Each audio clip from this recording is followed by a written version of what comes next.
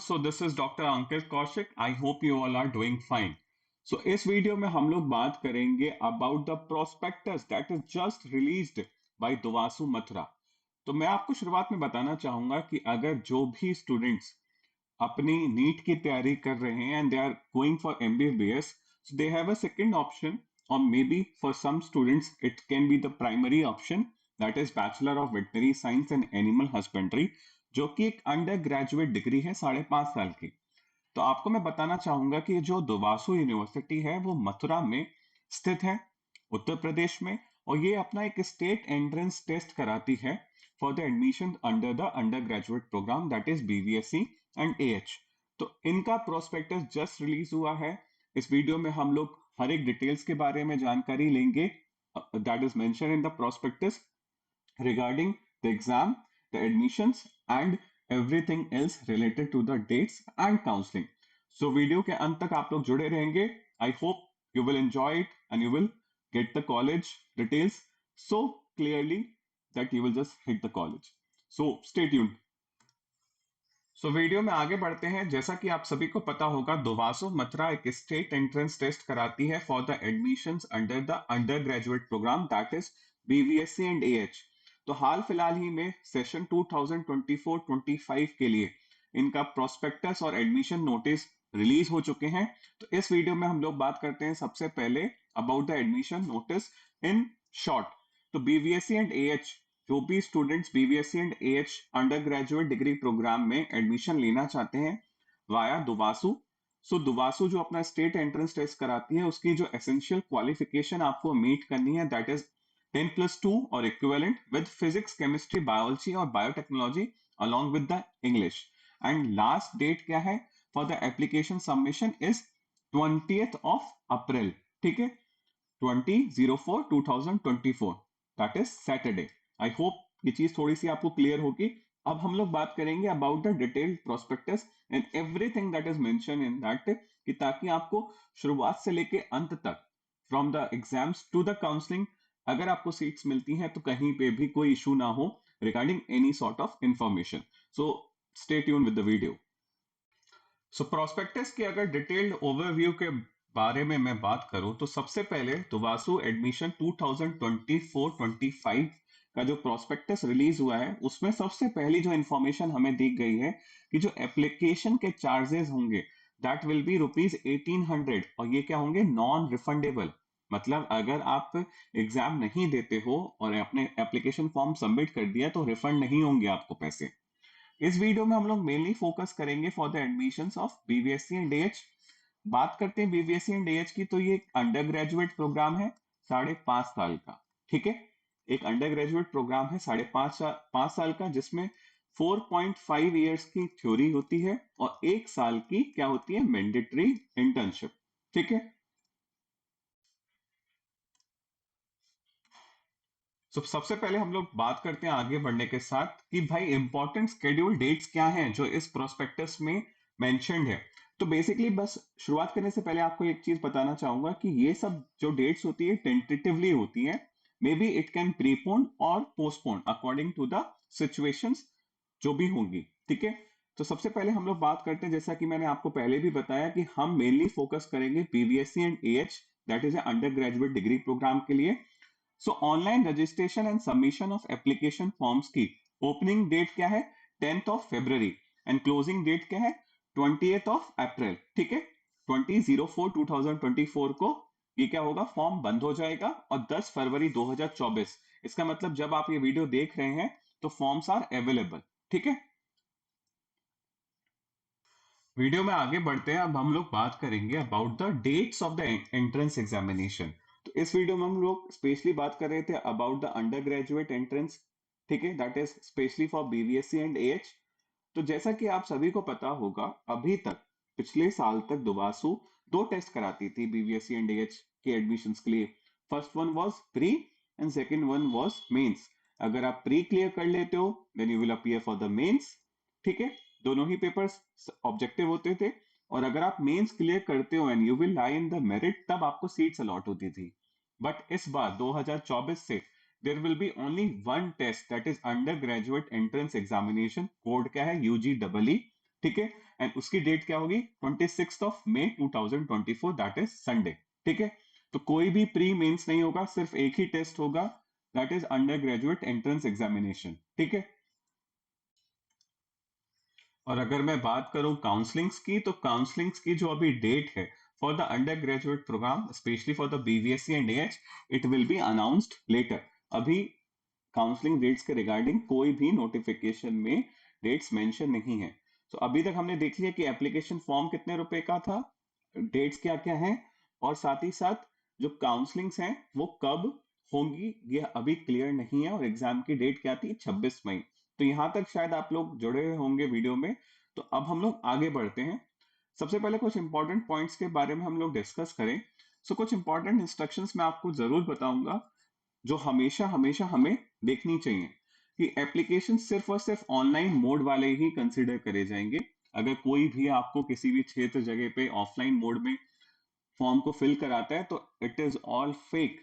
ठीक है, it should be noted that no documents are required to be submitted at this stage. Candidates are advised to keep the necessary documents ready at the time of verification stage during the counseling process as per the schedule. तो जब आप application form भरेंगे तो उसमें आपको कई सारे documents के बारे में पूछा जाएगा, कई सारे डॉक्यूमेंट्स आपको अपलोड करने होंगे। ठीक है, तो बस यहाँ पे एप्लीकेशन फॉर्म सबमिट करने के दौरान आपको उनको अपलोड करना होगा, and it is not necessary to submit. आपको कोई ऑफलाइन काउंसलिंग की तरह या ऑफलाइन जाके सबमिट नहीं करने हैं उन डॉक्यूमेंट्स को। जो भी डॉक्यूमेंट सबमिट होंगे वो कब होंगे, काउंसलिंग के स्टेजेस के दौरान जब वेरिफिकेशन होगा। तो अभी जो भी documents during the application filling आपसे मांगे जाएंगे, आपको क्या करना है, सारे एप्लीकेशन फॉर्म्स के डॉक्यूमेंट्स आपके पास होने चाहिए, and you have to keep them safe for the verification during the counselling process. ठीक है, आगे बढ़ते हैं। Application form processing is to be paid through the online system only via credit card, debit card, internet banking, for which the service charges as per the rule shall be applicable in addition to the application form processing fee. No other mode of payment shall be permitted. Online application will be considered subject to the successful credit of the application form processing fee to the university account before the closing date. This fee is non-refundable under any circumstances.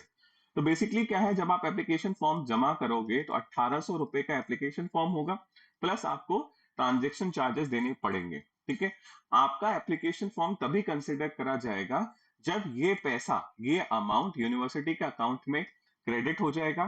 ठीक है, before the closing date of this application form. और साथ ही साथ एक चीज बहुत important है कि ये फीस जो होगी 1800 rupees plus transaction charges, it will B non refundable under any circumstances. आप एग्जाम देते हो नहीं देते हो, कुछ भी होता है, आपने पैसे जमा कर दिए, उसके बाद आपको ये पैसे नहीं मिलेंगे। आगे बढ़ते हैं। It is mandatory for all the aspiring candidates to register and confirm the online application form at this particular official website. तो सभी एस्पायरिंग कैंडिडेट्स जो भी एप्लीकेशन फॉर्म को भरेंगे, मेरी आप सभी के से दरख्वास्त है कि रजिस्ट्रेशन करने के बाद अपना एप्लीकेशन फॉर्म सबमिट हुआ है, कंफर्म हुआ है, नहीं हुआ है, कोई इश्यूज तो नहीं है, सारी डिटेल्स आपको उत्तर प्रदेश जो दीनदयाल उपाध्याय यूनिवर्सिटी है, दैट इज दुवासू, उसकी ऑफिशियल वेबसाइट पे मिलेंगी। So be in touch with that particular website. Touch छोड़ दोगे, कुछ नहीं पता रहेगा, तैयारी आप लोग कर रहे हो, फॉर्म आपने भरा था, ढंग से नहीं भरा, गलतियां हो गई, you will not get the seat, you will not allowed to get appear in the exam. तो ध्यान रखते हैं आप सभी को ये बात का कि ऑफिशियल वेबसाइट से ही सारी डिटेल्स को रेगुलरली चेक करते रहना है। कुछ कई बार ऐसा होता है, डेट्स प्रीपोन्ड हो जाती है, पोस्टपोन्ड हो जाती है, हमारा एप्लीकेशन फॉर्म सबमिट नहीं हुआ ढंग से, कुछ भी हो सकता है। तो चेक कहाँ करोगे, www.upvet.univ, that is short form of university.edu.in पे। ठीक है, the result, the merit list shall be notified within the 1 week of the conduct of the entrance examination on the university website only. जो result of merit list होगी वो एक हफ्ते के अंदर अंदर ऑफिशियल वेबसाइट पे अपलोड कर दिया जाएगा। Date of registration and commencement of the classes will be notified on the university website only. ठीक है, साथ ही साथ कोई भी any dispute arising out of anything connected with admission will be subjected to the jurisdiction of the court situated at Mathura.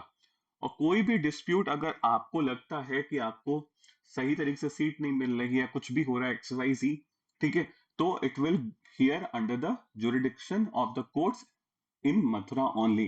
ठीक है, तो ये दो चीज आप लोग इनको इग्नोर भी कर सकते हो, बट एक चीज बहुत इंपॉर्टेंट है, जो भी डिटेल्स होंगी ऑफिशियल वेबसाइट से चेक करना है, कहीं और से नहीं चेक करनी है। कहीं और से करो कि कुछ और इंफॉर्मेशन मिल गई, आपके साथ दिक्कत हो सकती है, आपके फॉर्म के साथ, आपके एडमिशन्स के साथ, डेट्स के साथ कुछ छेड़खानी हो सकती है किसी और ऑफिशियल वेबसाइट्स पे। बट सिर्फ और सिर्फ ये जो वेबसाइट मेंशन करी गई है, this will be the truth. यही आपको सच बताएगी कि भाई यूनिवर्सिटी में एडमिशन लेने के लिए किस तरीके का प्रोसीजर्स फॉलो करने हैं, क्या करना है, कैसे चेंजेस हो रहे हैं। तो हमेशा इस वेबसाइट के साथ जुड़े रहना है, from the time of application submission till the time of getting seats and any sort of counselling. ठीक है, इंक्वायरी के लिए नंबर दे रखा है रजिस्ट्रार सर का, कंट्रोलर ऑफ एग्जामिनेशन का, and this is the official email address of the DUVASU. So about the university में अगर बात करूं तो उत्तर प्रदेश पंडित दीनदयाल उपाध्याय पशु चिकित्सक विज्ञान विश्वविद्यालय एवं गौ अनुसंधान संस्था मथुरा में सिचुएटेड है। इसको शॉर्ट फॉर्म में हम लोग दुवासू कहते हैं। ठीक है, ये एक वेटनरी यूनिवर्सिटी है। ठीक है, साथ ही साथ इसमें UG, PG, PhD along with diploma के कोर्सेज भी अवेलेबल हैं। तो इतना डिटेल में आपको जानने की जरूरत नहीं है दुवासू क्या है, क्या बनी थी, किस तरीके से यूनिवर्सिटी है, क्या सिचुएशन है इसकी, कहाँ स्थित है, लोकेशन वगैरह। बस इतना जान लो, दुवासू कहते हैं, मथुरा में है, यूजी पीजी पीएचडी डिप्लोमा सब कराती है। और मेनली हम लोग फोकस किस पे कर रहे हैं यहाँ पे, सिर्फ और सिर्फ बीवीएससी एंड एएच एग्जामिनेशन पे, that is UG under graduate degree course. ठीक है, सो बात करते हैं बीवीएससी एंड एएच की। तो BVSc and AH that is bachelor of veterinary science and animal husbandry, एक 5.5 साल का डिग्री कोर्स है according to the minimum standard of veterinary education regulation 2016 of veterinary council of India. ठीक है, आगे बढ़ते हैं वीडियो में। अब हम लोग बात करेंगे about the offered scholarships and stipend और merit scholarships in this particular university. तो अगर under graduate programme bachelor of veterinary science and animal husbandry की अगर मैं बात करूं, so 3 students of each BVSc and AH professional year are awarded with the university merit scholarship on the basis of the scholastic merit in their respective classes. Tuition fee of such student is also waived off. तो basically BVSc and AH में 5.5 साल होते हैं। तो हर एक साल के first year, second year, third year, fourth year, fifth year कि हर एक क्लास में हर एक ईयर से 3 3 बच्चों को चूज किया जाता है अकॉर्डिंग टू देयर मेरिट। जो 3 टॉपर्स होंगे, ठीक है, they will provide with the university merit scholarship. Along with that उनकी जो ट्यूशन फीस होती है, it will also get waived of. All the students seeking admission through VCI are eligible for the National Talent Scholarship of ICR, that is NTA scholarship, NTS scholarship 3000 rupees per month. ठीक है, if they are from the outside state. अब देखो यहाँ पे एक catch है, मैंने क्या बताया था शुरुआत में कि दुवासू का ये जो टेस्ट के बारे में हम लोग इस वीडियो में जान रहे हैं, ये किसके बारे में है, ये एक स्टेट लेवल का एंट्रेंस टेस्ट है। तो ये कहाँ है, यूपी में। तो इस पेपर को कौन दे सकता है, सिर्फ यूपी के state domicile holders. I repeat, DUVASU में पीवीटी टेस्ट जो होता है, pre veterinary test, pre and mains, वो सिर्फ और सिर्फ यूपी के डोमिसाइल होल्डर्स दे सकते हैं। ठीक है, बाकी की जो बची हुई सीट्स होंगी उनके लिए आप नीट यूजी जो होता है उसके स्कोर कार्ड पे एडमिशन ले सकते हो through the counselling via veterinary council of India. तो ऐसे बच्चे जो वेटनरी काउंसिल ऑफ इंडिया की काउंसलिंग से आएंगे, मतलब क्या है, नीट यूजी के स्कोर कार्ड से आएंगे, ठीक है, उन लोगों को हर एक महीने 3,000 रुपए आईसीआर की तरफ से स्कॉलरशिप मिलेगी, only if they are from the outside state. अब मान लो 2 बच्चे हैं, ठीक है, एक बच्चा है यूपी का और एक बच्चा है कहाँ का, राजस्थान का। तो यूपी वाले बच्चे ने भी नीट से उठाया कॉलेज और राजस्थान वाले बच्चे ने भी नीट से कॉलेज उठाया। बट यूपी वाले बच्चे ने नीट से जब उठाया तो उसको 3,000 रुपए नहीं मिलेंगे, राजस्थान वाले बच्चे को 3,000 रुपए मिलेंगे। ठीक है, अब आगे बढ़ते हैं स्कॉलरशिप एंड स्टाइपेंड में। So stipend of the Social and Welfare Department, student belonging to the various constituent college institutes of the university are eligible to receive monthly stipend and fee refund as per the rules of the government. ठीक है, बात करते हैं awards of medal. So BVSc and AH की अगर मैं सबसे पहले बात करूं तो the meritorious students are awarded university gold, silver, bronze medals and vice chancellor medal. Various philanthropists and societies have instituted awards for meritorious students with Pandit Janki Nath Madan Memorial Best Clinician medal, Indian Society of Veterinary Pharmacology and Toxicology medal, Dr. PJ Pandey gold medal, Dr. Jitin Kumar memorial gold medal, Colonel YN Upadhyay memorial gold medal, Dr. Mahipal Singh memorial gold medal, Dr. P. Rai Memorial Gold Medal, Duvasu IPSA Gold Medal are awarded as per the university rules. तो basically इस चीज में यही लिखा हुआ है कि भाई यूनिवर्सिटी में जो भी स्टूडेंट होंगे किसमें बीबीएससी एंड एएच में and जो मेरिट के स्टूडेंट्स होंगे उन लोगों को different different gold silver awards मिलेंगे, ब्रॉन्ज अवार्ड्स मिलेंगे और काफी सारे और भी अवार्ड्स मिलेंगे as per the university rule. ठीक है, आशा है कि आप लोगों को यहाँ तक वीडियो में कुछ दिक्कत नहीं होगी। और अगर आपको कहीं पे भी कुछ भी दिक्कत होती है सो वीडियो को पॉज करो, कमेंट करो and I will try to reply as soon as possible. आगे बढ़ते हैं वीडियो में। सो अब हम लोग बात करेंगे rules and regulations for admissions and admission procedure. किसके लिए? अंडर ग्रेजुएट प्रोग्राम के लिए, specially for the bachelor of veterinary sciences and animal husbandry. So DUVASU में total seat BVSc and AH की है 100। ठीक है, वीसीआई की 100 में से 15% सीट्स हैं reserve, that is just 15। Open seats कितनी है? 45, दैट इज 45%। पेमेंट सीट कितनी है? 22, that is 22.5%। NRI, OCI, PIO dependent और एनआरआई स्पॉन्सर्ड सीट कितनी है? जस्ट 5। वुमेन कैटेगरी की सीट कितनी है? 10। एंड यूनिवर्सिटी वार्ड कैटेगरी में कितनी सीट है? 3। तो आशा है कि शायद आप लोग ये सब चीजें समझ में आ रही होंगी। एक बार मैं शॉर्ट में बता देता हूँ। जो बच्चे नीट से आएंगे वो सिर्फ 15 सीट्स के लिए लड़ेंगे। जो बच्चे दुवासू पीवीटी से आएंगे, ठीक है, जो बच्चे दुवासू पीवीटी से आएंगे इसका मतलब क्या होगा? जिनके पास यूपी का स्टेट डोमिसाइल होगा उनके लिए ओपन सीट्स कितनी होंगी? 45, मतलब फ्री सीट्स। पेमेंट सीट कितनी होंगी? 22। एनआरआई वाली कितनी होंगी? 5। वुमेन कैटेगरी की जो सीट्स रिजर्व हैं वो 10 होंगी, इसमें सिर्फ और सिर्फ वुमेन्स ही एलिजिबल होंगी। और यूनिवर्सिटी वार्ड कैटेगरी क्या होता है कि अगर कोई यूनिवर्सिटी में एम्प्लॉय है और उसका बेटा बेटी एडमिशन लेना चाहते हैं तो उनके लिए 3 सीट्स रिजर्व होंगी।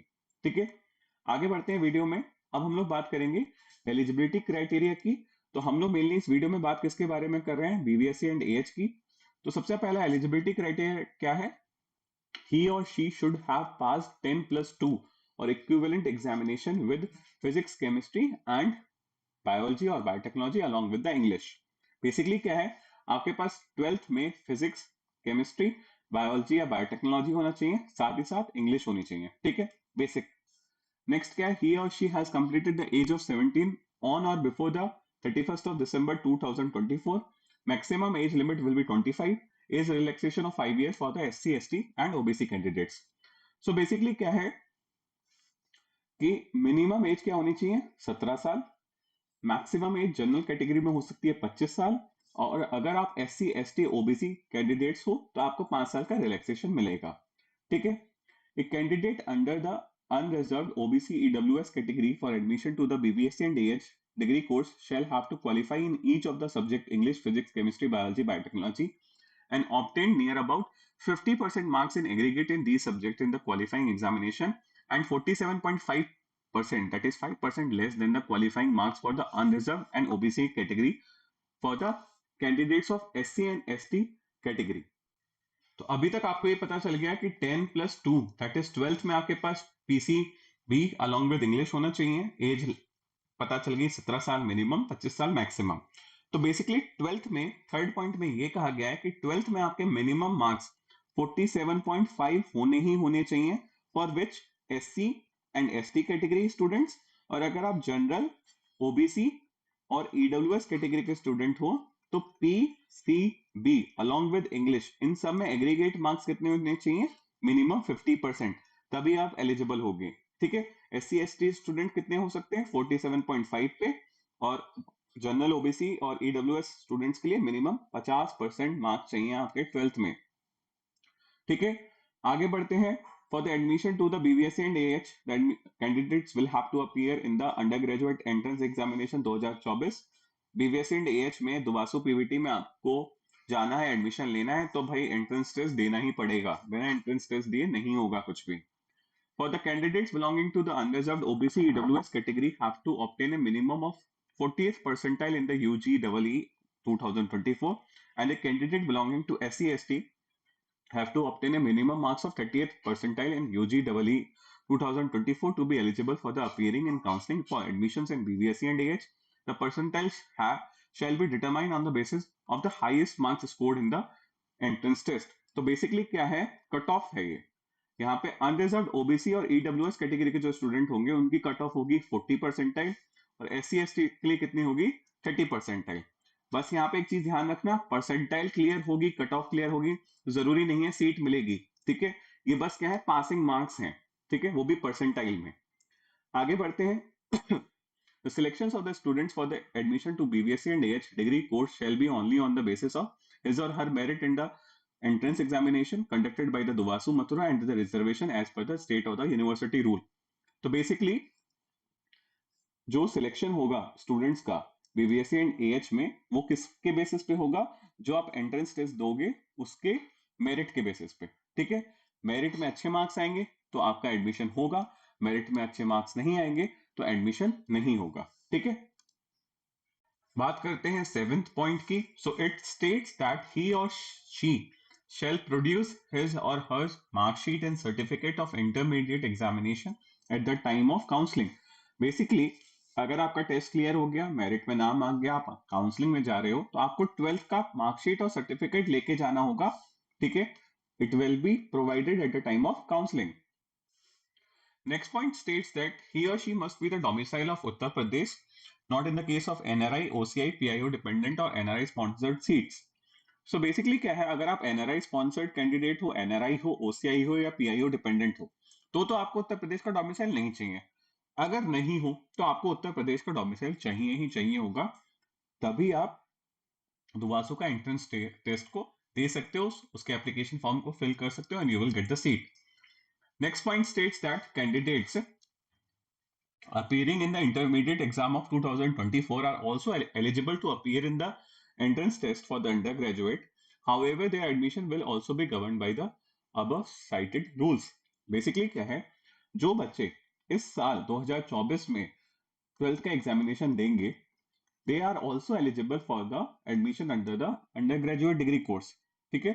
साथ ही साथ they have to pass in particular P, C, B, that is physics, chemistry, biology plus English, और एग्रीगेट मार्क्स कितने होने चाहिए अनरिजर्व्ड ओबीसी और ईडब्ल्यूएस के लिए 50% and 47.5% for SC ST students, ठीक है। बाकी सारे रूल सबके लिए सेम है, बट आप 12th का एग्जाम अभी दे रहे हो तो भी आप एलिजिबल हो, ठीक है। मोटी मोटी भाषा में हम सिंपल समझें तो इतना ही कहा गया है यहाँ पे। आगे चलते हैं। In the event of the concealing any information or providing wrong information, admission will be cancel. अगर गलत डॉक्यूमेंट्स प्रोवाइड करोगे, झूठ बोलोगे, फरेब करोगे, धोखाधड़ी होगा, कैंसिल हो जाएगा एडमिशन, ठीक है। All admissions shall be provisional in the first instance, and university reserves the right to cancel any admissions granted to a candidate without assigning any reasons. University किसी भी पल आपका एडमिशन को कैंसिल कर सकती है if university find anything wrong, ठीक है। If you entitled something wrong and you will get the admission, कुछ आपने धोखाधड़ी करके एडमिशन ले लिया, तो यूनिवर्सिटी उसको किसी भी टाइम पे कैंसिल कर सकती है without giving you any sort of reasons, ठीक है। Next thing is that no person shall be entitled to claim any compensation or concession if the admission granted is subsequently cancelled. आपको admission मिल गया, admission cancel हो गया, कोई concession नहीं मिलेगा, कोई कंपनसेशन नहीं मिलेगा, कुछ भी नहीं मिलेगा, सब कुछ यूनिवर्सिटी रख लेगी, ठीक है। बात करते हैं नेक्स्ट।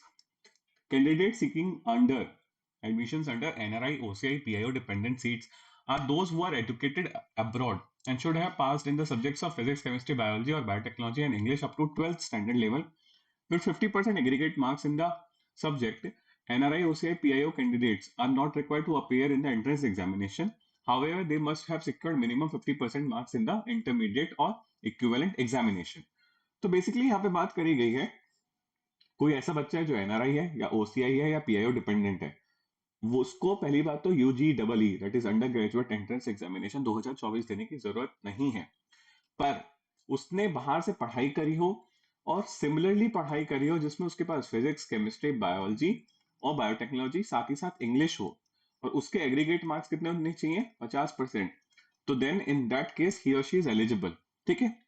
14 पॉइंट की अगर मैं बात करूं, NRI sponsored candidate shall have to qualify the admission procedures as laid down for the students under the general category he or she has to be appear in the UGEE conducted by the university and declare eligible based on the results. Basically क्या है, अगर आप NRI sponsored candidates की seats को लेना चाहते हो, आपको सारे रूल्स एंड रेगुलेशंस को तो फॉलो करना ही होगा जो नॉर्मल जनरल कैटेगरी के स्टूडेंट्स के लिए हैं.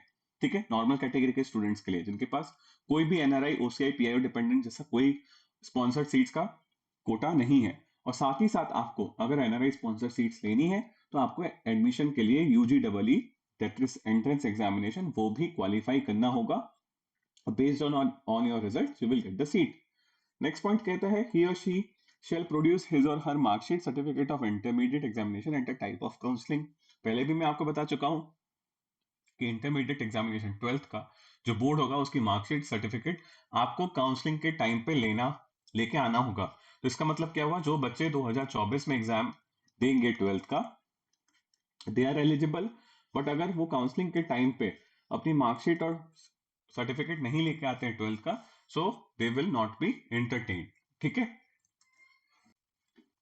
आगे बढ़ते हैं वीडियो में. अब हम लोग बात करेंगे कि जब आप ऑनलाइन एप्लीकेशन फॉर्म को सबमिट करोगे and you are opting for the BVSc and AH, तो आपको जो सब्जेक्ट कोड होगा वो क्या भरना है, दैट इज पीसीबी.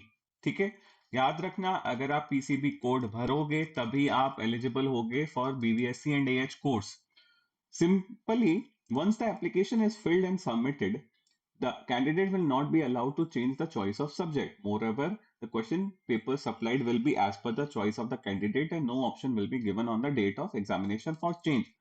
आपने एक बार एप्लीकेशन भर दिया, सबमिट कर दिया, सब्जेक्ट चेंज नहीं होंगे. जैसे कि बीटेक के लिए physics chemistry biology, BTech dairy technology के लिए फिजिक्स केमिस्ट्री बायोलॉजी और मैथमेटिक्स चल सकता है, बट बीबीएससी एंड एएच के लिए कंपलसरी है कि आपको पीसीबी ग्रुप चूज करना है. पीसीबी ग्रुप चूज नहीं करोगे, आपका चूज करने का ऑप्शन बाद में नहीं आएगा. There will be no sort of window for correction. ठीक है, और क्वेश्चन पेपर भी आपको चॉइस ऑफ सब्जेक्ट के अकॉर्डिंग ही मिलेगा. आपने पीसीबी चूज करा है तभी आपको एग्जामिनेशन के दिन जो क्वेश्चन पेपर होगा वो पीसीबी ग्रुप का मिलेगा.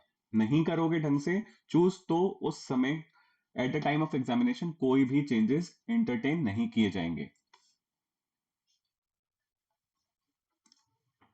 आगे बढ़ते हैं वीडियो में. अब हम लोग बात करेंगे कि UGW 2024 it will be conducted by the DUVASU Mathura. ठीक है, साथ ही साथ एक चीज इंपॉर्टेंट है कि अगर आप अंडर ग्रेजुएट डिग्री प्रोग्राम में एडमिशन लेना चाहते हो तो यूनिवर्सिटी के द्वारा जो भी नोटिफाइड डिफरेंट डिफरेंट सेंटर्स होंगे उसमें से किसी एक सेंटर में आपको जो अलॉट होगा उसमें जाना होगा, एंट्रेंस एग्जाम देना होगा, then only you will be eligible. ठीक है, नहीं जाओगे सेंटर अलॉटेड पे तो आपको कोई भी जो प्रिविलेज है या एडमिशंस हैं वो अलॉट ही क्या एंटरटेन भी नहीं किए जाएंगे. ठीक है, बात करते हैं एडमिट कार्ड की. तो admit card will be available on the official website only. ठीक है, दैट इज www.upvetuniversity.univ.edu.in. ठीक है, एग्जामिनेशन सेंटर्स की अगर मैं बात करूं तो अंडर ग्रेजुएट एंट्रेंस एग्जामिनेशन के लिए टोटल हमारे पास 9 सेंटर हैं. बरेली, गोरखपुर, झांसी, कानपुर, मथुरा, ठीक है, मेरठ, लखनऊ, प्रयागराज एंड वाराणसी. ठीक है, the candidate will be offered two choices for appearing in the examination. However, one choice should be from Bareilly, Kanpur, Lucknow, Mathura और प्रयागराज. बेसिकली क्या है, आप जब फॉर्म भरोगे तो वहां पे आपको टोटल 2 चॉइसेस फिल करनी होंगी. उसमें एक तो चॉइस आप टोटल 9 चॉइसेस जो है सेंटर्स उसमें से उठा सकते हो, और बेसिकली एक चॉइस जो होगी वो या तो बरेली हो सकती है, या कानपुर, या लखनऊ, या मथुरा, या प्रयागराज. ठीक है, the university reserves the right to cancel any center allotted owing to the logistic issues, less number of candidates seeking a particular city center. In such a case, the candidate shall have to appear in the alternate center allotted to him or her, and no claim shall be entertained for non-appearance in the entrance test on the account of change in center.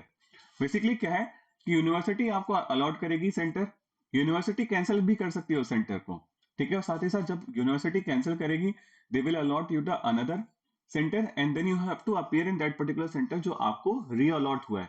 नहीं जाओगे उस री allotted centre पे तब भी कोई भी account पे आपका नॉन अपीयरेंस जज या एंटरटेन नहीं किया जाएगा. ठीक है, बात करते हैं नेक्स्ट चीज की, that is VCI seats, that is veterinary council of India की सीट. टोटल कितनी सीट्स थी, 15. ठीक है, out of 100. So these Seats will be allotted by VCI through its counseling based on the criteria fixed by the Veterinary Council of India. If the seats through the VCI not filled, they will be filled by the university as per the university rules. So basically क्या है, VCI की जो 15 seat है उसका regulation किस तरीके से होगा, VCI के रूल्स के अकॉर्डिंग होगा। और अगर VCI की ये 15 सीट्स खाली रह जाती हैं तो उनको यूनिवर्सिटी अपने अकॉर्डिंग फिल करेगी। ठीक है, बात करते हैं payment seats for the bachelor of veterinary sciences and animal husbandry के बारे में। वीडियो में आगे बढ़ते हैं। तो जैसा कि मैंने आपको बताया था कि दुवासु मथुरा में टोटल कितनी सीट्स थी, 100, जिसमें से 15 सीट्स थी बीसीआई कोटा की, 45 सीट्स थी जनरल, ठीक है, दैट इज नॉर्मल कैटेगरी, और बाकी कुछ सीट्स डिवाइड थी women category, employment quota category में, साथ ही साथ पेमेंट सीट्स और एनआरआई सीट में। तो अब हम लोग बात करते हैं पेमेंट सीट के बारे में। So candidate seeking admission in this category shall have to appear in the entrance test conducted by the Dovasu Mathura and qualify as per the university rule. Such candidates will be selected on the merit list. Reservation policy of Government of India, Government of Uttar Pradesh will be applicable for the payment seats as well. Payment seats lying vacant, if any, from the reservation quota, EWS, OBC, SC, ST will be filled from the unreserved category. Selected candidates shall have to pay rupees 3 lakh rupees in addition to the other fees applicable at the time of admission in the first professional of the BVSC and AH for subsequent professional second and third, including the repeat year, failures of drop in all the professional year from 1 to 3rd. Such students have to pay 1.5 lakhs per professional year in addition to the other applicable fees or due. Fee for the routine of 4th professional year will be 1.5 lakh, 1.5 years, including the repeat professional year on the account of drop or failure, shall be 2.25 lakhs rupees plus another normal fee. So basically यहाँ पे यही बताया गया है कि जो भी candidates payment seats में एडमिशन लेना चाहते हैं तो उनको सबसे पहले तो अंडर ग्रेजुएट एंट्रेंस टेस्ट जो है वो क्लियर करना होगा as per the university rules. ठीक है, जो भी मेरिट लिस्ट बनेगी उसके अकॉर्डिंग उनको सीट अलॉट होगी। जो भी रिजर्वेशन पॉलिसीज थी वो गवर्नमेंट ऑफ उत्तर प्रदेश के अकॉर्डिंग ही रहेंगी for the payment seats also. ठीक है, अगर पेमेंट सीट्स किसी भी कैटेगरी की खाली रह जाती हैं, जैसे कि ईडब्ल्यूएस, ओबीसी, एसटी, एसटी की, तो उनको अनरिजर्व कैटेगरी की कैंडिडेट्स भी फिल कर सकते हैं। ठीक है, अब जो बच्चा पेमेंट सीट लेता है उसको 3 लाख रुपए एडिशनल देना होगा, मतलब कि जो नॉर्मल फीस है plus 3 lakh rupees eight the time of the admission for the first professional year. ठीक है, सेकेंड और थर्ड, बेसिकली सेकेंड और थर्ड प्रोफेशनल ईयर के लिए उसको कितने रुपए देने होंगे, 1.5 lakh rupees per professional year. और जो फोर्थ ईयर होता है वो 1.5 साल का होता है, उसके लिए उसे 2.25 लाख रुपीज देना होगा प्लस नॉर्मल चार्जेस। ठीक है, for admission to the NRI, OCI, PIO, NRI sponsored seat, the candidate shall need not to be the domicile of Uttar Pradesh. The candidate shall have to pay the amount of $8,000 or equivalent in rupees in addition to the normal fee at the time of admission in professional first and $4,000 or in rupees at the beginning of each subsequent professional, including the professional repeated on account of failure or drops, except in the fourth professional year where the amount will be rupees or $6,000. Unfilled seats of the NRI quota will be transferred to unreserved payment seats. NRI, OCI, PIO candidates will be given preference over the NRI sponsored candidates. बात करते हैं next category की जो seat थी, that was NRI. तो NRI में आपकी जो फीसेस हैं वो इस तरीके से हैं, नॉर्मल जो होगा प्लस $8,000 रुपीज और either in rupees eight the time of admission, मतलब फर्स्ट ईयर के लिए। सेकेंड और थर्ड ईयर के लिए कितना देना होगा, $4,000 और इक्विवेलेंट इन रुपीज। ठीक है, और अगर रिपीट हो गए तो सब्सिक्वेंटली रिपीट ईयर्स के भी आपको पैसे देने होंगे। ठीक है, फेल हो जाओगे तो उस ईयर का भी आपको पैसा देना होगा। बात आती है फोर्थ ईयर की। फोर्थ ईयर सिमिलरली कितना है, 1.5 ईयर का, तो यहाँ पे आपको कितना देना होगा, $6,000 और equivalent in rupees plus the normal fees amount जो भी होगा। ठीक है, आई होप यहाँ तक चीजें सब कुछ क्लियर होंगी पेमेंट सीट के बारे में एंड एवरीथिंग एल्स। चलते हैं आगे। Seat reserve for the girls of Uttar Pradesh will be filled on the payment basis as per the details. ठीक है, girls seats lying vacant if any from the reservation quota shall be filled from the unreserve category candidates. ठीक है, C option के बारे में बात करने से पहले मैं आपको ये बताना चाहूंगा कि अगर एनआरआई कोटा की सीट्स खाली रह जाती हैं तो उनको अनरिजर्व पेमेंट सीट्स में कन्वर्ट कर दिया जाएगा और अगर एक एनआरआई स्पॉन्सर्ड बच्चा है और एक एनआरआई कैंडिडेट है तो एनआरआई कैंडिडेट को ज्यादा प्रेफरेंस मिलेंगी compare to the sponsor one. ठीक है। नेक्स्ट पॉइंट ये कहता है कि जो सीट्स रिजर्व थी गर्ल्स ऑफ उत्तर प्रदेश के लिए, वो पेमेंट बेसिस पे जो भरी जाएंगी उनकी डिटेल्स आगे दे रखी है, हम लोग वीडियो में बात करेंगे। और अगर गर्ल्स की सीट वैकेंट रह जाती हैं किसी भी रिजर्वेशन कोटा की, ईडब्ल्यूएस, ओबीसी, एससी और एसटी की, तो उसको अनरिजर्व कैटेगरी कैंडिडेट्स में ट्रांसफर कर दिया जाएगा। ठीक है, आगे चलते हैं। The seat reserved for the Duvaso employee ward will be filled under the payment category as per the details given forward. However, a concession of 50% for the class 3rd and 4th employees of this university is allowed in the 1.5 lakh rupees at the time of admission in the first year in addition to the normal fee. Similarly, a concession of 50,000 rupees for subsequent years, except the fourth professional year, where a concession of 75 rupees will be allowed to the normal fees. Unfilled employees' ward seat will be transferred to unreserved payment seats. Only spouse and children of regular employees of Duvasu University are eligible under this category. For claiming benefit of the university employee ward seat, the applicant has to submit due certificate from the university. अब basically क्या कहा गया है कि एक category है दुवासू में, that is employment ward quota. ठीक है, अब एम्प्लॉयमेंट वार्ड कोटा से अगर कोई एडमिशन लेता है तो उसकी पेमेंट कैटेगरी की डिटेल्स आगे हैं, हम लोग बात करेंगे। अगर कोई कर्मचारी 3rd क्लास या 4th क्लास का है तो उसको वहां पे फर्स्ट ईयर की जो फीस होगी उसमें उसको कंसेशन मिलेगा। ठीक है, it means that university is allowed in fee, it means 1.5 lakh rupees at the time of admission in the first year to the normal fee. 1.5 lakhs normal payment charges थे first year के लिए। अगर आपके पास एम्प्लॉयमेंट कोटा है और आप क्लास 3rd और class 4th category के में बिलोंग करते हैं तो आपको 1.5 में 50% का कंसेशन मिलेगा। सेकेंड और थर्ड ईयर में नॉर्मल फीस के साथ साथ आपको 50,000 रुपए का कंसेशन मिलेगा और फोर्थ ईयर में आपको 75,000 रुपीज का कंसेशन मिलेगा। अगर एम्प्लॉयमेंट वार्ड कोटा की जो सीट्स हैं वो अनफिल्ड रह जाती हैं तो उनको क्या करा जाएगा, अनरिजर्व पेमेंट कैटेगरी सीट्स में ट्रांसफर कर दिया जाएगा।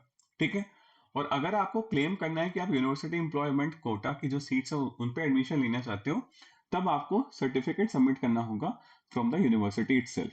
ठीक है, तो अभी तक हमने बात कर ली पेमेंट सीट्स के बारे में, तो वीडियो के साथ जुड़े रहना, आगे काफी सारी और भी डिटेल्स है, तो स्टे ट्यून्ड। रिजर्वेशन की अगर मैं बात करूं तो एडमिशंस अगर हमें लेने हैं बीबीएससी एंड एएच में, that is under graduate degree program, तो वर्टिकल रिजर्वेशन मेन कैटेगरी में एससी के लिए होगा 21%, एसटी के लिए 2%, ओबीसी के लिए 27% एंड अनरिजर्व के लिए 50%। इसमें ईडब्ल्यूएस कैटेगरी का भी 10% इंक्लूडेड है। ठीक है, सब कैटेगरीज की अगर मैं बात करूं, children of Uttar Pradesh freedom fighter के लिए एक सीट होगी from any main category, either SC, ST, OBC और अनरिजर्व। डिफेंस पर्सन के लिए एक सीट अवेलेबल होगी in either of the main categories. ठीक है, फिजिकली हैंडीकैप के लिए भी सिर्फ एक सीट अवेलेबल होगी from either of the main vertical categories. ठीक है, the candidates claiming for any above reservation benefits shall have to submit the relevant certificate issued by the competent authority. अगर आप ओबीसी का सर्टिफिकेट है, SC का certificate है, ST का certificate है, फ्रीडम फाइटर का, डिफेंस का, हैंडीकैप का, तो आपको सभी सर्टिफिकेट्स कॉम्पिटेंट अथॉरिटी के द्वारा बनवाने होंगे and you have to present at the time of the counselling. ठीक है, लेटेस्ट बनवा लेना, ध्यान रखना सभी लोग लेटेस्ट जो आपका सर्टिफिकेट होगा उसको बनवा लेंगे, कोई भी पुराना सर्टिफिकेट मान्य नहीं होता है। In the case of the physically handicapped subcategory, candidates shall not be allowed admission to Bachelor of BVSC and AH, including those admitted under the 15% reserved quota of BCI, if he or she suffers with the following disability. अब physical handicap category में कुछ regulations होती हैं जो BCI के द्वारा मान्य हैं। ठीक है, जो भी बच्चा दुवासू में बीवीएससी एंड एएच में एडमिशन लेता है, either from the entrance test, state entrance test और द नीट यूजी। ठीक है, तो कुछ क्राइटेरिया होंगे, अगर वो उनको फुलफिल करेगा तो उसको एडमिशन मिल जाएगा। एंड अगर कुछ डिसेबिलिटी जो मैं आगे बताऊंगा वो है उस पर्टिकुलर कैंडिडेट में, तो उनको वो सीट अलॉट नहीं होगी। तो पहला कैटेगरी क्या है, if A disability of the total body including disability of chest and spine more than 50%, chest और स्पाइन की डिसेबिलिटी है 50% से ज्यादा, एडमिशन नहीं मिलेगा। अपर लिम्ब की डिसेबिलिटी है, एडमिशन नहीं मिलेगा। लोअर लिम्ब की मोर देन 50% डिसेबिलिटी है, एडमिशन नहीं मिलेगा। विजुअली हैंडीकैप हो, साथ ही साथ हियरिंग डिसेबिलिटी है, एडमिशन नहीं मिलेगा। प्रोग्रेसिव डिजीजेज हैं, मायोपैथीज नहीं मिलेगा admission. Disability with which otherwise would interfere in the performance of your duties, अगर कोई इनके अलावा ऐसी कोई डिसेबिलिटी है जो आपकी ड्यूटीज में बाधा क्रिएट कर सकती है, बैरियर क्रिएट कर सकती है, आपको एडमिशन नहीं मिलेगा। ठीक है, the disability will be certified by a medical board constituted by Vice Chancellor of the University in a consultation with the Chief Medical Officer of Mathura district, comprising of at least 3 specialists out of 2 which have to be specially concerned, and the candidate has to present him or herself before the medical board, and the fee of the medical board will have to be borne by the candidate only। ठीक है, तो basically जो disability का certificate होगा वो vice chancellor के द्वारा जो मेडिकल बोर्ड होगा उसमें ही मान्य होगा। उसमें बेसिकली क्या होगा, सीएमओ होंगे, 3 स्पेशलिस्ट होंगे, 2 स्पेशलिटी कंसर्न होगा, और साथ ही साथ जो भी कैंडिडेट पीडब्ल्यूडी कैटेगरी में एडमिशन चाहता है उसको इस मेडिकल बोर्ड के सामने आना होगा, और जो मेडिकल बोर्ड की फीस होगी दैट हैव टू बी पे बाय द स्टूडेंट ओनली। ठीक है, आगे चलते हैं। सिलेबस की अगर मैं बात करूं UG double E that is under graduate entrance test के बारे में, so basically the syllabus for the under graduate entrance test will be as that of intermediate of Uttar Pradesh board और सीबीएसई और इक्विवेलेंट। ठीक है, जो आपने इंटरमीडिएट में पढ़ा है 10+2 में जो पढ़ा है सीबीएसई या यूपी बोर्ड में और इक्विवेलेंट बोर्ड्स में, वही सिलेबस में आएगा। मतलब जो बच्चे नीट की तैयारी कर रहे हो वही सिलेबस है और कुछ और अलग नहीं आएगा। ठीक है, वेटनरी में कुछ और एंट्रेंस टेस्ट में नहीं पूछा जा रहा है। Similarly what you have read for your NEET examination just the same. ठीक है, क्वेश्चन पेपर की अगर मैं बात करूं तो यूजी डबल ई 2024 की अगर मैं बात करते हैं तो ड्यूरेशन कितना होगा पेपर का, 3 घंटे। ठीक है, क्वेश्चन बुकलेट में टोटल 200 क्वेश्चन होंगे फ्रॉम 1 to 200, 50 क्वेश्चन होंगे फिजिक्स के और केमिस्ट्री के, 100 क्वेश्चन होंगे बायोलॉजी के। ठीक है, the candidates will have to mark in the choice of subject on the OMR sheet. Basically क्या होगा, ऑब्जेक्टिव पेपर होगा 200 क्वेश्चंस का, 50 फिजिक्स केमिस्ट्री के और 100 बायोलॉजी के। ठीक है, ओएमआर शीट में आपको आंसर फिल करने होंगे। ये तो शायद सब कुछ जानते होंगे कैसे भरते हैं। The candidates aspiring for the admission in BVSC and AHA has to appear in the subject of biology, while candidates aspiring for BTech and biotechnology and dairy technology can appear either of the subjects biology और mathematics. सो अगर आप BVSc and AH में admission लेना चाहते हो और अगर आप पीएफएससी में एडमिशन लेना चाहते हो तो आपको बायोलॉजी का पेपर देना होगा, और अगर आप बीटेक बायोटेक या डेरी टेक में लेना चाहते हो तो आपको बायोलॉजी और आइदर मैथमेटिक्स में आपको अपीयर होना होगा इन द क्वेश्चन पेपर। ठीक है, आगे चलते हैं। The OMR sheet or the response sheet is inserted in each booklet, and each OMR sheet has 200 blank spaces serially from 1 to 200 for filling the answers of respective questions. No additional OMR sheets will be provided. So OMR sheet जो होगी आपके question booklet में होगी, उसमें 200 spots होंगे जो आपको fill करने हैं, कोई एडिशनल OMR शीट नहीं मिलेगी। ठीक है, and candidates are advise to handle it carefully and fill it carefully. ढंग से भरना उस OMR शीट को, आता हुआ क्वेश्चन में गलत हो जाएगा अगर आपने गलत OMR शीट भरी होगी। ठीक है, question booklets are in 4 sets. Question booklet में टोटल 4 सेट होंगे, A, B and C, and the last one is D. In the case of any doubt, discrepancy and misprinting missing pages, the candidate must bring it to notice to the invigilators within the 5 minutes and get the question booklet replaced with the booklet of the same series of the set ABCD before writing the answer. आप question paper देख रहे हो, बैठे आप examination में, देखा भाई 200 question नहीं है, इसमें तो 150 क्वेश्चन है, या तो पेज मिसिंग या मिसप्रिंट है, तुरंत बताओ इन्विजिलेटर को 5 मिनट के अंदर अंदर। क्वेश्चन पेपर चेंज हो जाएगा सेम सीरीज से, and start writing the answer. Answer लिखना शुरू कर दिया, उसके बाद आपने बताया इंटरटेन नहीं किया जाएगा। The rough work should be done on the question booklet only. Extra blank page is provided in the question booklet. Neither it will he or she be given any separate paper, nor he or she use any of his or own paper. Booklet में ही rough area होगा, rough कर लेना, इधर उधर rough मत करना। काफी लोग ऐसे करते हैं, OMR में लिखना शुरू कर देते हैं, OMR कैंसिल हो जाती है, चेक नहीं होगी। ठीक है, सारी मेहनत बर्बाद चली जाएगी।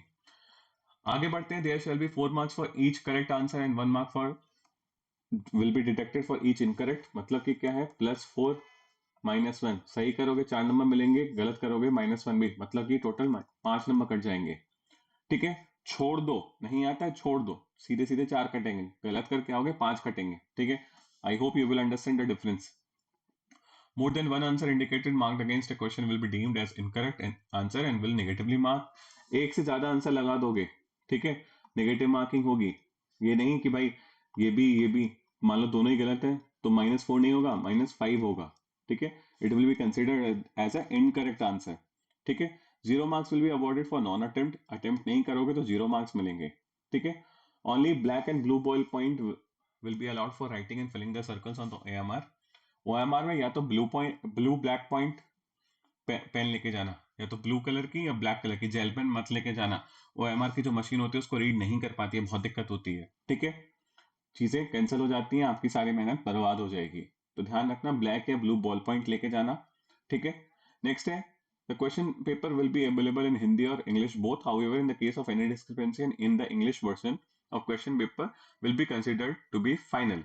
बेसिकली क्या है, हिंदी और इंग्लिश दोनों में अवेलेबल होगा क्वेश्चन, बट जो इंग्लिश वाला वर्जन होगा, कोई भी डिस्क्रिपेंसी होती है हिंदी और इंग्लिश लैंग्वेज में, या कोई क्वेश्चन गलत होता है जो भी है, लेकिन सिर्फ और सिर्फ जो इंग्लिश वर्जन होगा क्वेश्चन पेपर का, that will be considered as a final. ठीक है, please read all the instruction given in the question booklet in full before attempting the questions. Question को एक बार ध्यान से पढ़ना, सारे इंस्ट्रक्शंस को ध्यान से पढ़ना, and then start writing the answer. ठीक है, बात करते हैं आंसर शीट के बारे में। ओएमआर में आपको आंसर शीट भरनी है। ठीक है, जो भी ऑप्शंस होंगे according to the best possible options आपको आंसर भरने होंगे। ठीक है, और ओएमआर किससे भरोगे, ब्लैक या ब्लू बॉल पॉइंट से। आगे चलते हैं, writing of the answers and the responses. So complete darkening of the answer will be entertain. मतलब ये है, मान लो ए बी सी डी में, ए बी सी डी में बी आंसर है तो इसको ढंग से फिल करना। Complete filling will be considered as a mark, क्योंकि मशीन क्या करती है ना, इसकी मार्जिन को रीड करती है अलॉन्ग विद द सेंटर। अगर ढंग से नहीं भरोगे तो क्या होगा, आंसर रीड नहीं होगा। आइदर रीड हो गया तो वेल एंड गुड है, लेकिन जब इंस्ट्रक्शंस में क्लियरली मेंशन किया गया है कि अप्रोप्रिएट सर्कलिंग करनी है, डार्कनिंग करनी है, तो प्लीज मैं आपसे दरख्वास्त करता हूं कि ढंग से भरना, क्योंकि ओएमआर भरना इस अपने में एक कला होती है। बहुत लोगों को आंसर सारे आते हैं बट जल्दी जल्दी में करते हैं, ऐसे भर दिया, ऐसे भर दिया, कुछ भी भर दिया। ये भाई इतना बड़ा सर्कल है, इतना सा लिख दिया, मशीन नहीं पहचान पाएगी, मैनुअली करेक्ट नहीं होती हैं ये। ठीक है, जो आप इंप्रेशंस देते हो उन पर्टिकुलर स्पेसेस में वही रीड किए जाते हैं, तो प्लीज उसको ढंग से फिल करना। आई होप ये सब चीजें आप लोग अच्छे से जानते होंगे और बताने की जरूरत नहीं है। Procedures to be followed in the examination hall, सिर्फ एडमिट कार्ड और पेन लेके जाना है, पेन नहीं मिलेगा वहां पे, याद रखना, पेन नहीं मिलेगा, कोई रफ पेपर नहीं मिलेगा। ठीक है, पेन और एडमिट कार्ड लेके चलना। Handbags, mobile phone, cell phone, paper, digital watch, pen drive, calculator etcetera etcetera are not allowed. ठीक है, no candidate shall be allowed to enter the examination after the 15 minutes of commencement.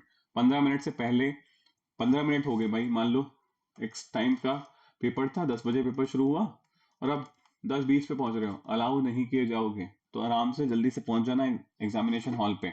ठीक है, candidates who arrive late may be admitted to the admission hall at the discretion of the center superintendents, but in no case a candidate shall should be admitted who arrives more than 30 minutes after the commencement of examination. एक बार को ये हो सकता है कि भाई superintendents जो थे सेंटर के, उन्होंने अलाउ कर दिया, चलो ठीक है कोई दिक्कत नहीं है, कुछ कंडीशंस होंगी जिसकी वजह से आप लेट हो गए, कोई दिक्कत नहीं है, आप अपना आराम से पेपर दे सकते हो, अगर उन्होंने अलाउ कर दिया। बट अगर आप 30 मिनट से भी ज्यादा लेट हो चुके हो तो किसी भी कंडीशन में आपको अलाउ नहीं करा जाएगा एग्जाम देने के लिए। ठीक है, ध्यान रखना। Before answering the question, candidate should write their correct roll number both in the figures and the word. Question booklet में आपको वर्ड्स में और क्या कहते हैं फिगर्स में अपना एडमिट कार्ड में जो रोल नंबर है वो ढंग से भरना है।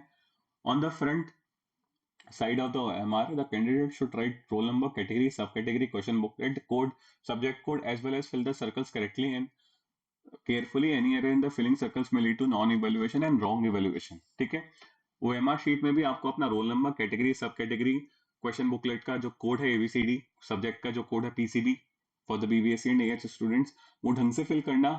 सारे OMRs में जो आंसर होंगे उनको भी ढंग से फिल करना। नहीं करोगे ढंग से फिल, या तो इवेल्युएशन नहीं होगा या तो गलत इवेल्युएशन होगा, तो या तो आपको -4 होगा या तो -5। मतलब कि उसको गलत तरीके से वो रीड करेगी मशीन, तो सही आंसर को गलत तरीके से रीड करेगी तो नेगेटिव मार्किंग आपको होगी।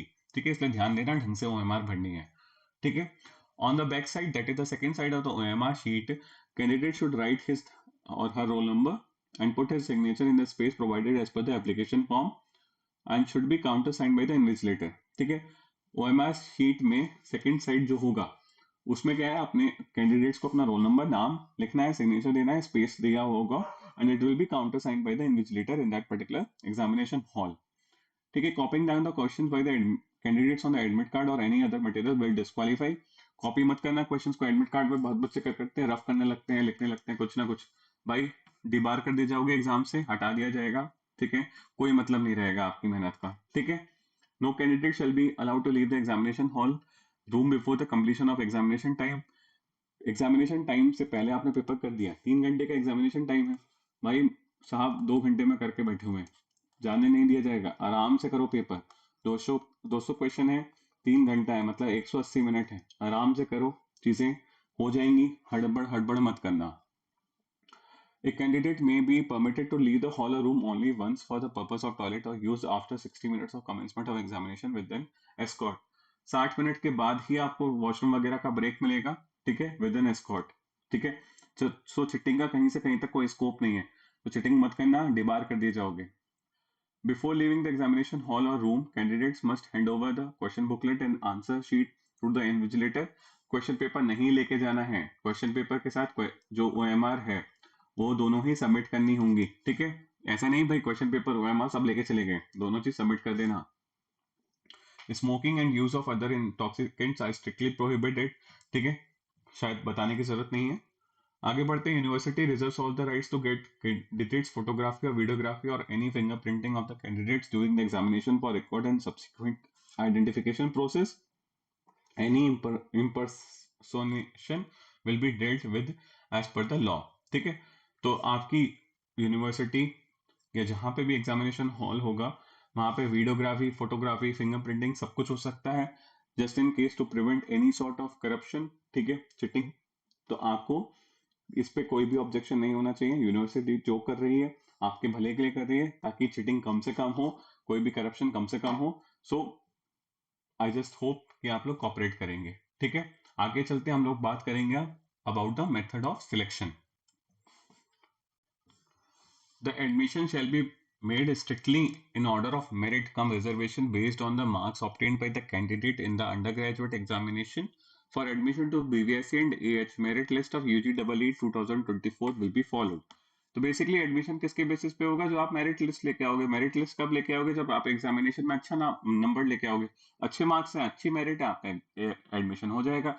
अच्छे एग्जाम नहीं किया, मेरिट अच्छी नहीं बनेगी, एग्जामिनेशन में आप बैठे सब कुछ करा बट सीट अलॉट नहीं होगी। ठीक है, इन the case of the candidates obtaining equal marks in the entrance examination, their inter-C ranking shall be determined on the basis of following. First one is aggregate percent of marks obtained by the candidate in intermediate, aggregate percentage of marks in science subject, that is physics, chemistry, biology, mathematics, biotechnology in intermediate. In case of candidates who have secured equal marks in aggregate at the qualifying examination as well in the science subject and even other examination up to the high school examination, the date of birth shall be the basis, means the candidate senior in age would rank higher for the selection। ठीक है, अब basically क्या है, मान लो एक a student है और एक बी स्टूडेंट है। ठीक है, दोनों दोवासु के एंट्रेंस टेस्ट में बैठे, दोनों के सेम नंबर आ गए, मतलब कि 200 का पेपर था। ठीक है, 200 क्वेश्चन का पेपर था, इंटू 4 मार्क्स, मान लो 800 के पेपर में दोनों के 750 नंबर आ गए। तो अब मेरिट लिस्ट में जो रैंक होगी वो कैसे डिसाइड करी जाएगी, तो पहला बेसिस होगा भाई जिसके मार्क्स 12th में ज्यादा होंगे उसको रैंक अच्छी मिलेगी। दूसरा बेसिस ये होगा जिसके पीसीबी में अच्छे मार्क्स होंगे 12th में उसको ज्यादा रैंक मिलेगी। ठीक है, हाई रैंक उसको मिलेगी। साथ ही साथ मान लो ये दोनों कैटेगरी फेल हो गई, सब कुछ सेम था, उसके बाद क्या होगा, एज होगा basis for the merit list preparation. जिसकी एज ज्यादा होगी that will be higher in the rank, so उसका सिलेक्शन हायर रैंक पे होगा। आई होप यहां तक सब चीजें क्लियर होंगी आप लोगों को। ठीक है, अब चलते हैं वीडियो में आगे। अब हम लोग बात करेंगे about the counselling. So basically जो काउंसलिंग होती है दुवासु मथुरा की, वो 2 स्टेज में होती है। जो फर्स्ट स्टेज होता है वो ऑनलाइन होता है, उसमें वेरियस राउंड्स होंगे, और जो सेकंड स्टेज होगा वो ऑफलाइन होगा। कहाँ होगा, यूनिवर्सिटी के हेडक्वार्टर मतलब कि मथुरा में।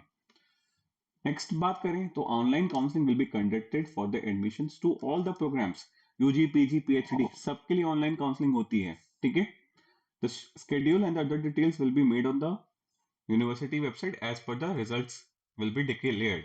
Basically जब रिजल्ट्स वगैरह आ जाएंगे यूजी के, पीजी के, डिप्लोमा कोर्सेज के, तब उसके बाद रिजल्ट्स आने के बाद आपको काउंसलिंग स्केड्यूल्स भी रिलीज कर दिया जाएगा। ठीक है, साथ ही साथ इस एक चीज ऐड करना चाहूंगा, ब्रोशर में जो भी डेट्स दी हुई हैं वो सब टेंटेटिव डेट्स हैं। ठीक है, ध्यान रखना, चेंज भी हो सकती हैं, प्रीपोन पोस्टपोन कुछ भी हो सकता है। ठीक है, the candidates will keep themselves updated by frequently visiting the university website. The university will not send individual notice to the candidates for any sort of counseling. अपने आप को अपडेट रखना है यूनिवर्सिटी की वेबसाइट पे, ऑफिशियल वेबसाइट पे बार बार visit करते रहो, देखते रहो क्या हो रहा है, कैसे चेंजेस हो रहे हैं। ठीक है, साथ ही साथ कोई इंडिविजुअल नोटिस नहीं दिया जाएगा, याद रखना। ठीक है, no appeal shall be entertained for non-participation in counseling on want of non-information on the part of university. अब भाई ऐसा मत कह देना यूनिवर्सिटी ने इन्फॉर्मेशन नहीं दी, इसकी वजह से हमारी काउंसलिंग छूट गई, इसकी वजह से हमारा एडमिशन नहीं हो पाया। यूनिवर्सिटी इंटरटेन नहीं करेगी इस बात को। For online counselling, interested candidates have to log into the university website after the declaration of result in either of the category UG, PG or diploma and pay a counseling fees of rupees 500 only plus payment charges, and this payment will be online mode only and will non refundable. Simple सी बात है, online counselling करानी है, 500 रुपए का registration करा दो after the result declaration. ठीक है, और ये जो पेमेंट करोगे ऑनलाइन मोड में ही होगी और इसका रिफंड नहीं होगा, याद रखना। The counseling will be conducted in different stages and candidates will have to participate in various stages for allotment of seats. जो ऑनलाइन काउंसलिंग होगी डिफरेंट स्टेजेस पे होगी। ठीक है, और सभी स्टेजेस में आपको पार्टिसिपेट करना है, तभी आपको अलॉट होगी सीट। ठीक है, ऐसा नहीं कि भाई एक स्टेज में कर लिया अब तो राम भरोसे सीट अलॉट हो ही जाएगी, ऐसा नहीं होगा। ठीक है, the candidates will be allotted according to the choice field, merit and the category. जैसे चॉइस फिल करोगे, जैसी मेरिट आएगी, जैसी कैटेगरी होगी, उसी के बेसिस पे आपको क्या है सीट्स अलॉट होंगी। ठीक है, the allotment of the seats will be provisional and will be subject to deposition of seat acceptance fees of ₹5,000 plus charges at the time of allotment. The deposition of fees will be in the online mode only. भाई seat allot होगी, आपने seat acceptance की जो fees है 5,000 रुपए वो जमा नहीं करी, तो सीट अलॉट हुई है, कैंसिल भी हो जाएगी। ठीक है, 5,000 रुपए जमा कर दोगे तो सीट एक्सेप्टेंस हो जाएगी आपकी यूनिवर्सिटी के द्वारा, एंड ये जो 5,000 रुपए होंगे ये ऑनलाइन मोड में ही जमा होंगे। ठीक है, or deposition of the seat acceptance fees, the candidate will get the option of either remaining at the same seat or apply for the upgradation. जब आप सीट एक्सेप्टेंस फी सबमिट कर दोगे तो या तो आपने जो ऑप्शन सीट का चूज करा था उस पर संतुष्ट हो जाओ, या तो अपग्रेडेशन के लिए अप्लाई कर सकते हो। For consideration of candidature for seat upgradation, deposition of seat acceptance fees is essential. आपको सीट अपग्रेड करानी है तब भी आपको सीट एक्सेप्टेंस फीस देनी पड़ेगी। ठीक है, the confirmation of provisional admission will be subject to subsequent verification of documents at the time of admission. आपने सीट अलॉट करवा ली बट आपके डॉक्यूमेंट्स पूरे नहीं थे, फेक थे, सीट कैंसिल हो जाएगी। ठीक है, if any candidate does not deposit a seat acceptance fee or is not able to deposit seat acceptance fee due to any sort of reasons, the allotment of seat will be cancelled automatically and no appeal will be entertained for the same. आपने seat के लिए apply करा, seat allot हो गई, 5,000 रुपए जमा नहीं करे किसी भी कारणवश, तो यूनिवर्सिटी कोई भी जिम्मा नहीं लेगी इस चीज का, नहीं करे जमा सीट कैंसिल हो जाएगी। ठीक है, आगे बढ़ते हैं वीडियो में। So the seat acceptance fees will be adjusted against the final payment at the time of admission. However, if the admission is not finally granted due to lack of documents or mispresentation of facts by the candidates, the seat acceptance fee will not be refunded nor adjusted for any other candidate and will stand fortified. Basically क्या है, जो seat acceptance fees थी 5,000 रुपए आपने जमा करी admission के time पे, इसको एडजस्ट कर लिया जाएगा। ठीक है, जो भी एडमिशन के टाइम पे फीस होगी उसमें ये माइनस कर दिया जाएगा। बट आपको एडमिशन नहीं मिला आपके लैक ऑफ डॉक्यूमेंट्स की वजह से या मिस प्रेजेंटेशन ऑफ फैक्ट्स की वजह से, तो ये जो 5,000 रुपए होंगे ये गायब हो जाएंगे, इनका कोई भी लॉग नहीं रहेगा, ना ही यूनिवर्सिटी आपको इन्हें रिफंड करेगी and will adjust it to some other student. ठीक है, बात करते हैं आगे। After the completion of the online counselling, round of offline council will be conducted at the university campus. Online के बाद क्या होगा, ऑफलाइन काउंसलिंग होगी। Candidates only who have participated in the online counseling will but could not get admission will be eligible to participate in offline counseling on the seats left vacant. ठीक है, online counselling के बाद जो seats बच जाएंगी वही offline counselling में available होंगी. ठीक है, सिंपल सी बात है. The admission will be granted subject to merit, choice of course and category, production of appropriate certificates and deposition of fees. भाई सीट चाहिए तो merit, category, choice filling, certificates and documents सब कुछ प्रॉपर होगा तो सीट मिलेगी. ऐसा नहीं भाई मेरिट है अच्छी बट डॉक्यूमेंट्स कुछ भी नहीं है पूरे तो आपको सीट नहीं मिलेगी. ठीक है, चलते हैं आगे. If the required a mop-up round of counseling will be conducted after the offline counseling. The mop-up will be in offline mode and will be conducted at the university headquarters. The details including the procedure and the fees etc. about the mop-up round counseling will be shared on the university website. First round हो गया online, second round क्या हो गया offline. इसके बाद भी अगर seat बच जाती है तो यूनिवर्सिटी अगर चाहेगी तो मॉपअप राउंड को कंसिडर करेगी, वो करवाएगी. कहाँ पे करवाएगी? University headquarter that is in Mathura only. और जो भी फीस होगा जो भी प्रोसीजर होगा वो वेबसाइट पे आपको बता दिया जाएगा इन द फ्यूचर अहेड. ठीक है, वीडियो में आगे बढ़ते हैं और अब हम बात करेंगे about the fees structure and the deposition. तो सबसे पहले बात करते हैं एप्लीकेशन फी डिपोजिशन की. So the application processing fee for the undergraduate, postgraduate or the diploma entrance test is non-refundable. जो 1800 रुपए होंगे एप्लीकेशन चार्जेस वो नॉन रिफंडेबल होंगे. Second point says that the candidate will have to submit separate application form for UG PG and diploma.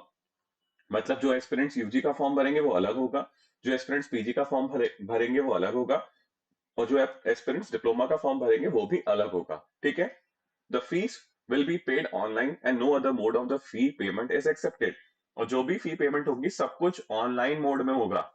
अगर कोई कहता है कि भाई हमने तो ऑफलाइन सबमिट कर दी तो वो क्यों फेक हो सकता है और या तो उसने गलत करा होगा. ठीक है, तो सब कुछ ऑनलाइन है, कुछ भी ऑफलाइन नहीं है, ध्यान रखना. आगे बढ़ते हैं, अब बात करेंगे कोर्स फी डिपोजिशन की.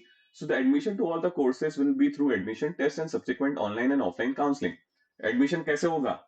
भाई पहले तो आपको ऑनलाइन एप्लीकेशन भरना होगा, ऑनलाइन एप्लीकेशन फी सबमिट करनी होगी, एडमिशन टेस्ट देना होगा, उसके बाद ऑनलाइन काउंसलिंग या तो ऑफलाइन काउंसलिंग के माध्यम से ही आपको एडमिशन मिलेगा और कोई भी तरीका नहीं है. The schedule and the procedure for online counseling will be circulated through university website. The candidates are advised to check website regularly. ठीक है, जैसा कि मैंने पहले भी बताया था सारी ऑफिशियल अपडेट्स जो होंगी ऑफिशियल वेबसाइट पे आएंगी तो हमेशा आप उसके साथ जुड़े रहना. ये नहीं कि भाई फॉर्म भर दिया अब तो राम भरोसे हैं चीजें सब कुछ हो जाएगा, ऐसा नहीं होगा. ठीक है, the candidates will have to deposit seat acceptance fees during the online counselling. Seat acceptance fee कितनी थी? रुपए 5000. ये आपको जमा करने होंगे अगर ऑनलाइन काउंसलिंग में जाते हो तभी आपकी सीट एक्सेप्ट करी जाएगी एंड लॉक करी जाएगी. ठीक है, if the candidate subsequently does not take admission on the seat allotted, the seat acceptance fee will be fortified and in no case refunded. अगर आपने 5000 रुपए जमा कर दिए, ठीक है, और एडमिशन नहीं लिया, आगे जाके सारे प्रोसीजर्स को फॉलो नहीं किया तो ये 5000 रुपए आपको वापस नहीं किए जाएंगे. ठीक है, if the candidate takes admission on the seat allotted, the seat acceptance fee will be adjusted toward the fees to be deposited by the candidate. अगर आपने एडमिशन ले लिया तो ये जो 5000 रुपए हैं उस कोर्स की फी में रिएम्बर्स कर दिए जाएंगे. मैं जो भी XYZ चार्जेस होंगे उसमें से 5000 रुपए को कम कर दिया जाएगा. ठीक है, नेक्स्ट बात करते हैं. The candidate is upgraded according to his or her choice and merit, the candidate have to deposit the fees according to the seat freshly allotted to the candidate. If the fees of the fresh seat allotted to the candidate is lower than the original seat allotted, then he need not to deposit fees. However, the fees will be adjusted in the next semester or the professional year. बात करते हैं इस point के बारे में. तो इसमें simple ये कहा गया है कि आपको कोई सीट मिली, ठीक है, उसके बाद आपकी सीट अपग्रेड हो गई और इस में जो पहले सीट अलॉट हुई थी उसके चार्जेस थे मान लो 5000 रुपए और इस सीट के चार्जेस थे कितने? 4000 रुपए. तो ये जो 1000 रुपए का डिफरेंस है ना ये नेक्स्ट प्रोफेशनल ईयर या नेक्स्ट सेमेस्टर में एडजस्ट कर दिया जाएगा, आपको पैसे वो वापस नहीं मिलेंगे. तो यहाँ पे 1000 रुपए का जो डिफरेंस आ रहा है वो अगर सीट अलॉट होती है आपको, फ्रेश सीट अलॉट होती है और उसके फीस कम है तो उसमें वो एडजस्ट कर दिए जाएंगे.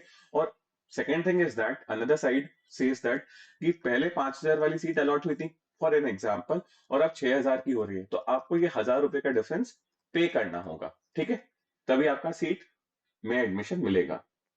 आगे बढ़ते हैं। If any candidate withdraw his or her candidature from the university before the date of offline counseling, 90% of the total fees, excluding the candidates admitted on payment, girls UEW NRI और NRI sponsored seats will be refunded.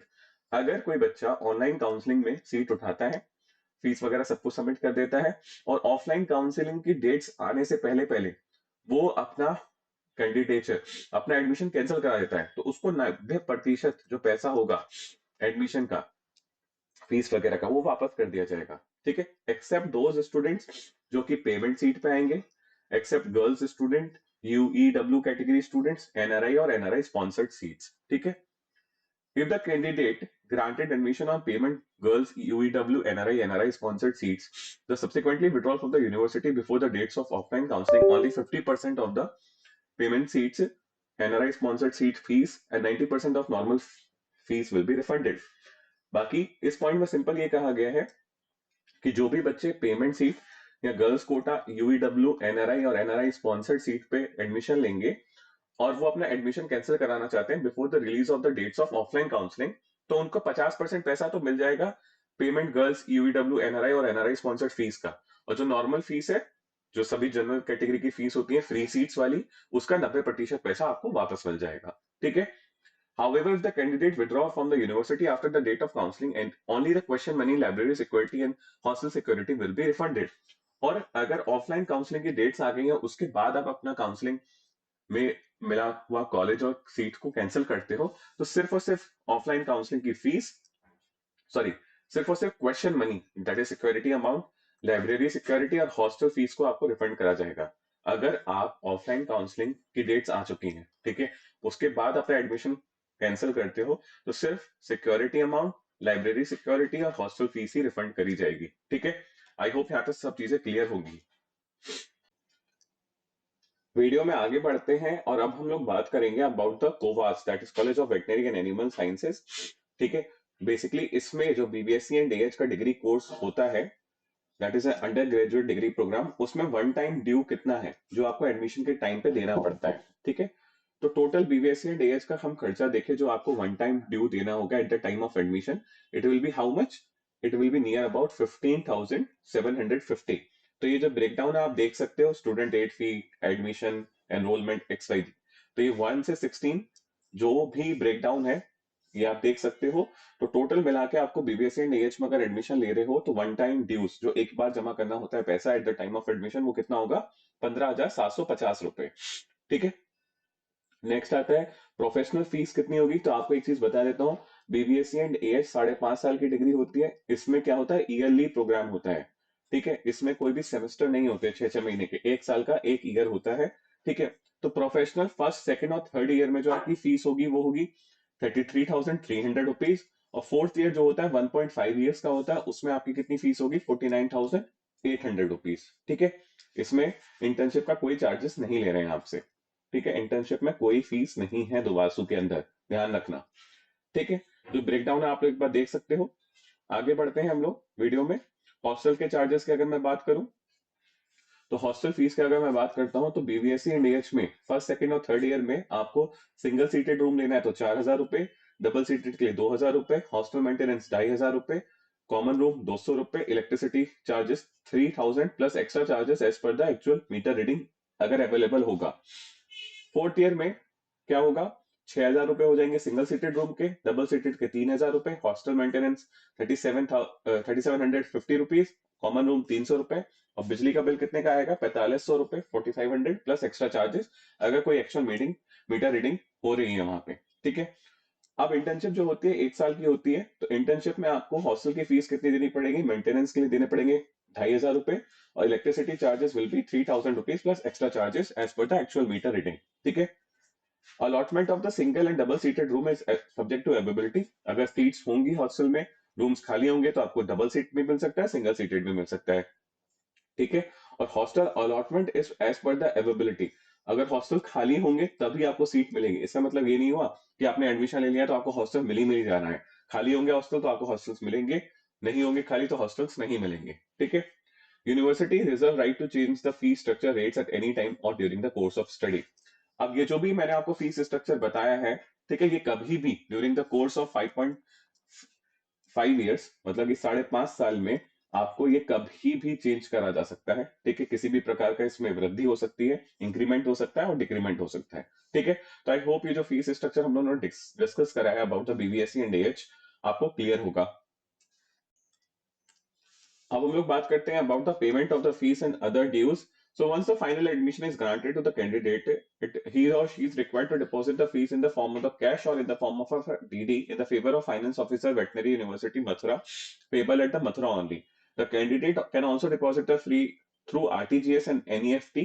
The selection of a candidate who does not deposit the fee after the allocation of the seat shall automatically stand cancelled. ठीक है, तो basically आपको क्या करना है कि जो भी पेमेंट करनी है फीस की और अदर ड्यूज की, या तो आप कैश में कर सकते हो, ठीक है, या डीडी बनवा सकते हो, ये डीडी की डिटेल्स दे रखी हैं, या आप आरटीजीएस और एनईएफटी कर सकते हो और आरटीजीएस और एनईएफटी की डिटेल्स यहाँ पे मेंशन है। ठीक है, बस एक चीज ध्यान रखना, सीट अलॉटमेंट के बाद अगर फीस सबमिट नहीं करते हो, ठीक है, तो सीट कैंसिल कर दी जाएगी। ठीक है, and university will not be responsible to answer you anything. ठीक है, आपने फीस नहीं सबमिट करी, आपकी सीट कैंसिल हो गई, एज सिंपल एज दैट। ठीक है, so this was all about the Duvaso prospectus and the dates released by them for the admission under the BBSc and AH degree course। ठीक है, तो शायद आप लोगों को सब चीजें क्लियर हो चुकी होंगी कि एग्जाम्स कब होंगे, कब कैसे एप्लीकेशन फॉर्म सबमिट करना है, what are the other requirements, fees कितनी है, किस तरीके का एग्जाम होगा, किस तरीके के क्वेश्चंस आएंगे, क्या मार्किंग स्कीम है, दैट इज +4 -1।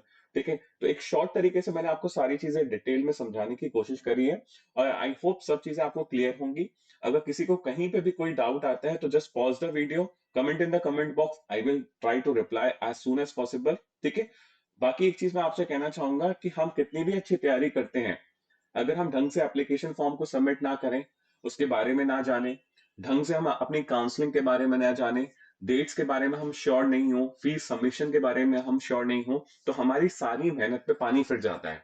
ठीक है, कई बार ऐसा भी होता है कि हम रैंक्स तो बहुत अच्छी लेके आए, बट काउंसलिंग में हमने ऐसी कुछ गलतियां कर दी जिसकी वजह से हम काउंसलिंग से डीबार हो गए, तो आपको सीट नहीं मिलेगी। तो मेरी आपसे बस ये रिक्वेस्ट है कि starting from the filling of application to getting the seat if allotted, तो आप लोगों को यूनिवर्सिटी की ऑफिशियल वेबसाइट्स के साथ हमेशा जुड़ा रहना है। मैं video time to time update करता रहूंगा अगर कोई चेंजेस होते हैं। ठीक है, तो आप लोगों को मेरे चैनल के साथ भी जुड़ा रहना है and I hope you will hit the college and the degree course of your choice. Love you all, hit the like button, share the video, subscribe the channel, all the best.